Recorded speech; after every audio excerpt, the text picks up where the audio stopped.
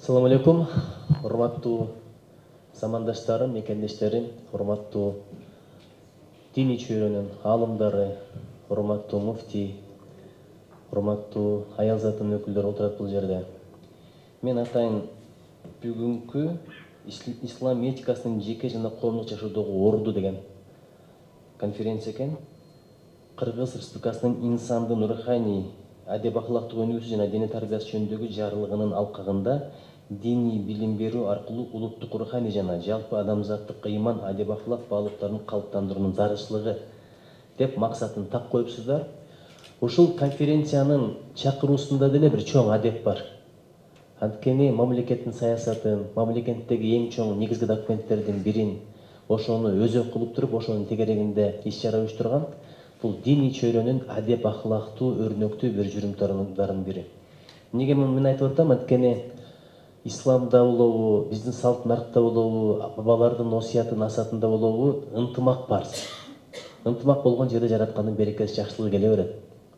Бир өкүнүчтүүсү, азыр ынтымакты бузган күчтөр болуп атат. Эмнегедир биздин татынакай идеалдуу динибизди, биздин татынакай маданиятыбызга, салтыбызга каршы коюу аракеттери кадимкидей болуп атат. Ким салтты билсе, муну кылмак эмес, ким динди билсе, муну кылмак эмес. Кээде ойлоп коем, атайын эле ушундай бир саясат барбы, элди ичинен бөлүп жарыш максатында деп ойлонуп коем. Чын-чынына келгенде, биздин салтыбыз деле, биздин динибиз деле адам бол, уурдаба, бирөөнүн акысына кирбе, адалдан тап, арамдан алыс бол дегенди үйрөтөт. Каяктан жүрүп, дин менен салтты эки башка бөлүп атабыз, бир жараткан билет. Экинчиден, салт деп туруп, кээ бир учурда берешендикти ысырапчылык менен алмаштырып атабыз. Берешендик башка, ысырапчылык башка. Канча тойлор, канча аштар, канча Куран окутуулар, ошол жерлерде канча тамактар берилип атат. Динибизде берсең бер дейт, бирок эми муктаждарга бер. Аны дагы чегинен ашпа. 10 адам келсе 100 адамды тамак берип, андан табарың эмне? Болгон ысырап кылып атасың. Азыр мен ойлоп атам, кечээ мигранттарга барып келдик. Мигрантты мигрант кылган бир жагы биз экенбиз. Ошентип тапкандарын ысырап кыла берсек, аш той өткөзөм деп банкрот болот, Россияга кетет, ал жактан келип дагы аш той өткөзүү үчүн иштеп жүрүшөт. Ошон үчүн ушул багыттарда иштешибиз керек экен, дин менен салтты каршы койбойлу. Нурмолду атабызчалык динди билебизби? Токтогул атабызчалык биз салтты билебизби? Же Жусуп Баласагын атабызчалык салтты, тарыхты билебизби? Ушул адамдар чыгармаларында карасаң, дин дагы бар, салт дагы бар. Бычак берсең гымдап бер, гымдап берсең чындап бер, берекесиз байлардан пейил менен куң кетер. Жумуш кылсаң муда кыл, иштей көрбө, илдекер деген саптарды кыргыздын акындары жазган. Ушулардын ар бирин карап отурсаң, акыйдадан алган, хадистерден алган, Куран менен шайкеш. Биздин Манас эпосун окуп көрсөң деле, Манас атабыздын айкөлдүгү, берешендиги, кечиримдүүлүгү, душманды дос кылгандыгы, бүт бардыгы динде дагы бар, салтта дагы бар. Ушул багытта иштейличи. Башкалар бөлсө да биз бөлбөйлү. Биз бириктирген фактор бололу. Өлкөдө ынтымак, аба менен суудай керек заман болуп атат. Экинчиден өкүнүчтүүсү, ушу динди илимге каршы кою аракети бар. Мен айтат элем, кайсыл динди казып отурба түбүнөн жараткандын кудуретин табасың. Атомду окусаң деле, нейронду окусаң деле, Омдун законун окусаң деле, Ньютондун законун окусаң деле, Пифагордун теоремасын окусаң деле, түбүнөн жараткандын кудуретин табасың.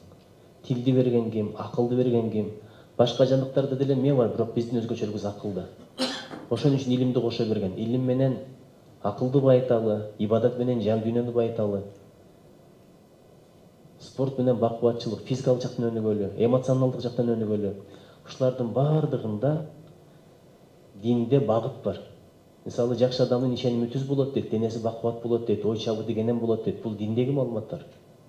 Мунун өзү эле спорт менен да машык, илим дагы ал, жан дүйнөңү дагы байыт, бирөөнүн акысына кирбе, кечиримдүү бол деген да жер бар, убакытты туура пайдалан деген да жерлер бар.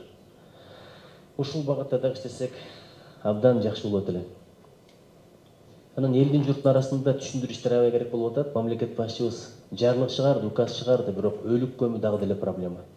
Тоюң 2-3 күндө бүтөт экен, кыргыз өлүктү 1,5 жыл көмөт экен.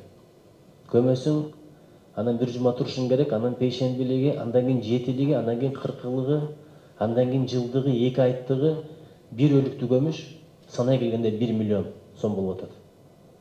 Бир айылда бир 12 адам өлсө, жылына 12 миллион сомду көмүп атабыз. Бул бир бала качан жерге көмгөн менен барабар. Ушул багыттарда бир түшүндүрүү иштерин кылсак, урмабыздан алыс болсок. Эң башкысы ушул илимден мурда адеп деген сөз бар экен. Этика деген эмне? Адеп деген эле сөз да. Азыр адамдар мындай караганда төрткө бөлүнөт. Бирөөсүнүн илими дагы бар, адеби дагы бар. Бирөөнүндө илим бар, адеп жок. Бирөөнүндө адеп бар, илим жок. Бирөөнүндө экөө тең жок болуп атат. Чындап балаңа сууну, телефонду, акчаны, үйдүн ачкычын жөн эле берип коет экенсиң, бирок илимди, адепти жөн эле өткөзүп бере албайт экенсиң. Ошон үчүн эне медресе деп бекер айтпайт. Бүгүнкү иш-чарада аял затынын өкүлдөрү катышып турганда өтө чоң мааниге. Бул жерде алымдар биригип, ой биригет, жаңы ойлор чыгат, жаңы пикирлер, жаңы идеялар, ошолор баардыгы кагазда калып кетпес экен. Жакшылап, ошондон тыянак чыгарып, ошол тыянактарды иш жүзүнө ашыруу боюнча дагы иштерди кылалы. Анткени насаат уккан башка, анамал алган такыр башка нерсе. Эң аягында айтарым, эң жакшы көз бирөөнүн жакшылыгын көргөн көз деген сөз бар экен. Эң жакшы кулак, жакшы насаатты угуп, ошону амал алган кулак деп айтылат экен. Эң жакшы жүрөк бирөөдөн шек санабаган жүрөк.